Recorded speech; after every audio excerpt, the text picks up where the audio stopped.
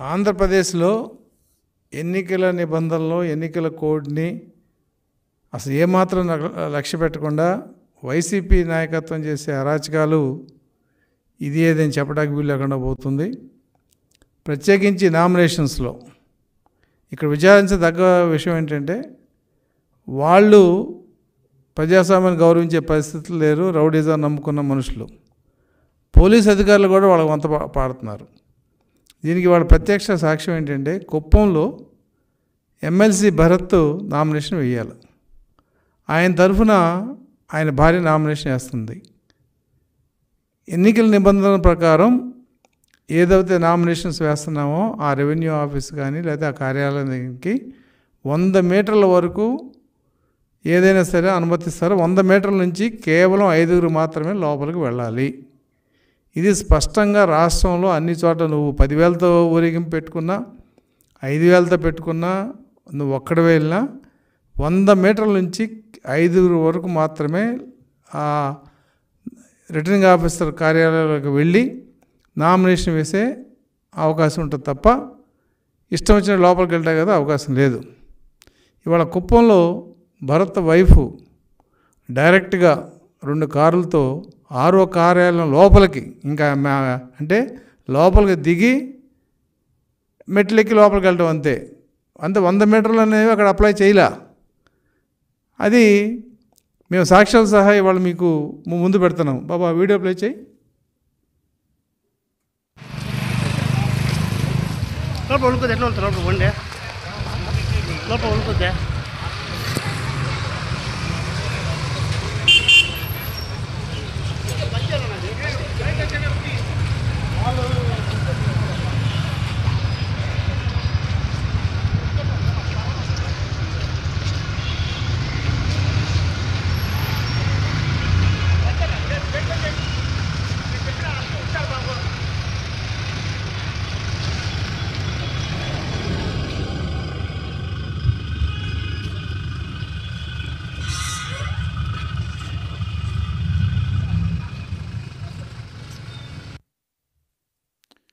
ఇది పరిస్థితి.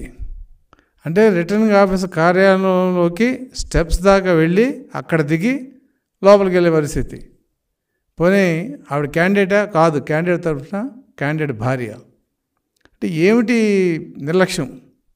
ఇంకా దౌర్భాగ్యం ఏంటంటే ఆ కొండ పోలీస్ వ్యవస్థ వాళ్ళు స్వాగతం చెప్తున్నారు. వాళ్ళకి చక్కగా గేట్లు తీశారు. కారు లోపలికి వెళ్ళి వాళ్ళు దిగిన తర్వాత గేట్లు తీసి వాళ్ళు రివర్స్ చేసుకున్న తర్వాత గేట్లు వేస్తున్నారు. ఇక్కడ ఇంకో వ్యక్తిని నేను చెప్పాలి. శ్రీనివాసమూర్తి అని AP civil supplies corporation director అతను. ఆయన కూడా లోపలికి వెళ్ళాడు స్కూటర్ మీద. ఆయన దేనికి వెళ్ళాడంటే ఎవరు సమాధానం చెప్పట్లా. ఆయన వెళ్ళాడు, బయటకు వచ్చాడు. ఈ వెహికల్ కూడా ముందున్న ఫార్చ్యూనర్ కారులో చక్కగా ఎమ్మెల్సీ చిత్తూరు డిస్ట్రిక్ట్ అని చెప్పి నేమ్ ప్లేట్ కూడా ఉంది. ఏం కావాలి ఎందుకంటే ఎవిడెన్సు? మేము కంప్లైంట్ ఇస్తే కలెక్టర్ పరిశీలిస్తా అన్నారు. ఏంటి పరిశీలించేది? ఎవిడెన్స్ ఇచ్చిన తర్వాత ఆ కారు ఎమ్మెల్సీ చిత్తూరుది కాదా? అందుట్లో వచ్చిన ఆవిడ భార్య కాదా? ఆ ఆఫీసు రిటర్నింగ్ ఆఫీసర్ కార్యాలయం కాదా? కారు లోపలికి వెళ్ళటం అబద్ధమా? వాళ్ళ డేటు దీంతో కూడా పంపించాం అక్కడికి. అంటే వ్యవస్థల్ని నిర్లక్ష్యం చేయటం, రూల్స్ని తుంగలో తొక్కటం వైసీపీకి వెనబెట్టిన విద్య. చేస్తేనే వాళ్ళు హీరోగా ఫీల్ అవుతున్నారు. నాయకుడు అంటే ఏంటి? ఏ రూల్ ఫాలో కాకూడదు. ఇవాళ అలాగే మా పాయకరావుపేట తెలుగుదేశం క్యాండిడేటు శ్రీమతి వంగలపూడి వనిత, ఆవిడకు ఒక రూట్ ఇచ్చారు. జనరల్గా క్యాండిడేట్కి ఊరేగింపు ఉంటే వెళ్ళేటప్పుడు ఒక రూటు, వచ్చేటప్పుడు ఒక రూట్ ఇస్తారు. ఆ రూట్ ఇచ్చిన తర్వాత వీళ్ళు టైం ఇచ్చిన తర్వాత ఆ రూట్ క్లియర్ చేయాల్సిన బాధ్యత పోలీసులది. ఆ రూటు ట్రాఫిక్ జామ్ అయితే ఆవిడ అక్కడ చేరుకోవడానికి ఇబ్బంది పడితే పోలీసులు నానాయాగి చేశారు. ఆవిడ ఒక రకంగా నామినేషన్స్కి టైం అయిపోయే పరిస్థితి దాకా తీసుకొచ్చారు అక్కడ. అంటే నామినేషన్ టైం అవ్వడం అంటే వాళ్ళు ఏదో ముహూర్తం పెట్టుకుంటారు. ఏదో 11:20, 12:20 ఏదో ముహూర్తం పెట్టుకుంటారు. నీకు రూట్ క్లియరెన్స్ ఎందుకు ఇస్తున్నావు నువ్వు? ఆ రూట్లో ఏం ఇబ్బంది లేకుండా క్యాండిడేట్ వచ్చి నామినేషన్ వేసి వెళ్ళాలని కదా. ఇలా అక్కడక్కడ సంఘటనలు వయలేషన్స్ పోలీసులతో కుమ్మక్కై జరిగే సంఘటనలు మొన్న ఒక చోట టీడీపీ వైసీపీ ఇద్దరు ఒకేసారి వెళ్ళారు. ఇద్దరు ఒకేసారి వెళ్ళినప్పుడు సమన్వయం చేయాల్సిన బాధ్యత ఆర్ఓ కన్నా ఉంటుంది, పోలీస్ వ్యవస్థ కన్నా ఉంటుంది. కానీ పోలీస్ వ్యవస్థ పూర్తి గాలికి వదిలేశారు. మీ ఇష్టం, మీరు కొట్టుకు చావండి, మీరు ఎవడ కావాలంటే ఆడ వెళ్ళండి, ఎవరు ముందు వచ్చారు మేట చెప్తాం. అదేంటి ఎవరు ముందు వచ్చారు నువ్వేట చెప్పడం ఏంటి? నీ కళ్ళు ఎవడన్నా దొబ్బేడా? ఎదురుగుండా కనపడతా ఉండదు కదా. ఏమండి మీరు ముందు వచ్చారు, మీరు ఆగండి, ముందు వచ్చిన వాళ్ళు వెళ్ళమని చెప్పాలి కదా పోలీసులు. ఇవాళ కుప్పంలో జరిగింది, ఇంకా నామినేషన్స్ ఉన్నాయి. కాబట్టి మేము అధికారులు కూడా చెప్తున్నాం, మీరు చేసే ఇటువంటి ప్రతి తప్పుని కూడా రికార్డ్ అవుతుంది. ఈ తప్పులకు మూల్యం మీరు జూన్ 4 తర్వాత చెల్లిస్తారు. ఇవాళ అక్కడ పోలీసు డ్యూటీ ఎవరు ఉందో చక్క ఫోటోలో కూడా ఉంది. వాళ్ళని వదిలిపెట్టే పరిస్థితి ఉండదు. నువ్వు ఎందుకు గేటు తీసే కార్లకి 100 మీటర్లు లోపల కదా ఆగి రావాల్సింది. మన మేడం భువనేశ్వర్ నామినేషన్ ఇస్తే 100 మీటర్ల దగ్గర ఆగి ఆవిడ కారు దిగి వెళ్ళి నామినేషన్ వేసి వచ్చింది. ఏ భువనేశ్వర్ కంటే గొప్పదానివా నువ్వు? నువ్వు ఒక ఎమ్మెల్సీ వైఫ్వి. భువనేశ్వర్ గారు చీఫ్ మినిస్టర్ కూతురు, చీఫ్ మినిస్టర్ వైఫ్. ఆవిడ రూల్స్ పాటించి లోపలికి వచ్చింది కదా. మీకేమి అంత గర్వం? కారు తీసుకెళ్ళి లోపల ఆర్ఓ ఆఫీస్ మెట్ల దగ్గర దిగుతారు మీరు. కాబట్టి దానికి పోలీసులు వంతపాట. సరే, వాళ్ళకంటే ఏదో అహం, గర్వం ఇవన్నీ ఉంటాయి. పోలీస్ వ్యవస్థ ఏం చేస్తుంది? నేను ఇదే చెప్తున్నాను అధికారులందరికీ కూడా. గతంలో చేసిన తప్పులు వేరు, పొరపాట్లు వేరు, ఆ అంశం వేరు. ఎన్నికల్లో ఎవరైతే పోలీసు అధికారులు వాళ్ళు అంటకాగుతున్నారో, నిర్లక్ష్యంగా ఉంటున్నారో, పక్షపాతంగా ఉంటున్నారో, మీరు చేసిన ఈ తప్పులకు మూల్యం ఖచ్చితంగా చెల్లిస్తారు. అది జూన్ 4 తర్వాత. మీరేదో మేము చేసింది ఇవాళ ఎలక్షన్స్లో మేము మగవాళ్ళం, మాకు ఎదురు లేదు, అప్పీల్ లేదని మీరు అనుకుంటే, మీ జూన్ తర్వాత మీ సర్వీసెస్ ఎలా ఉంటాయి అనేది, సర్వీస్ కండిషన్స్ ఎలా ఉంటాయి అనేది మీరు you have to wait and see. అలాగే కొన్ని చోట్ల ఈ నామినేషన్స్ ఇచ్చేటప్పుడు 2 గ్రూపులో 3 గ్రూపులో లేదంటే కొంతమంది ఇండిపెండెంట్స్ వచ్చినప్పుడు వాళ్ళని అసలు క్యాండిడేట్గా చూడలేదు పోలీసులు. నువ్వేందా నామినేషన్ వేసేది?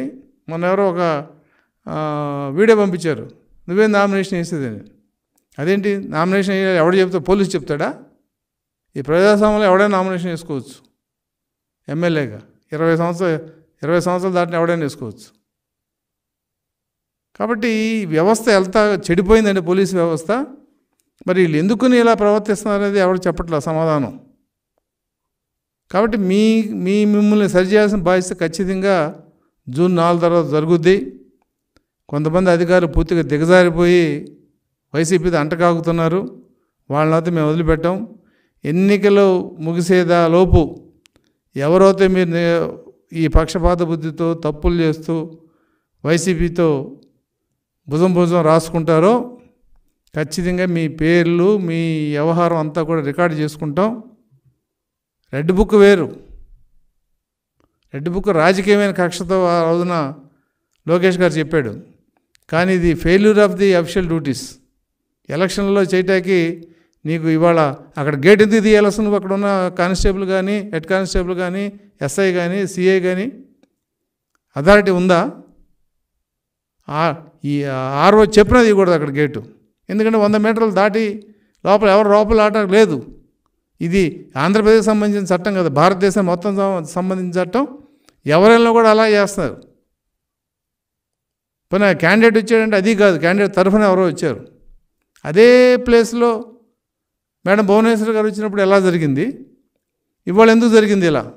దీనికి అక్కడ ఉన్న వ్యవస్థ, ఆర్ఓ, కలెక్టర్ ఖచ్చితంగా సమాధానం చెప్పాలి. చెప్పకపోతే మీ అందరి మీద ఖచ్చితంగా మేము ఇప్పటికే కలెక్టర్ కంప్లైంట్ ఇవ్వడం జరిగింది. ఇవాళ చూసి కలెక్టర్ కనుక స్పందించే విధానం బట్టి అవసరమైతే సెంట్రల్ ఎలక్షన్ కమిషన్కి, స్టేట్ ఎలక్షన్ కమిషన్ కూడా తెలుగుదేశం పార్టీ తరఫున మేము కంప్లైంట్ ఇస్తాం. మరి పోలీస్ అధికారులకు కూడా మేము ఇది విన్నపమే. ఎందుకంటే ఇందులో మంచివాళ్ళు ఉంటారు, చెడ్డవాళ్ళు ఉంటారు. 4 చెడ్డవాళ్ళ గురించి వ్యవస్థ అంతటా మనం చెడిపోయిందని చెప్పలేము.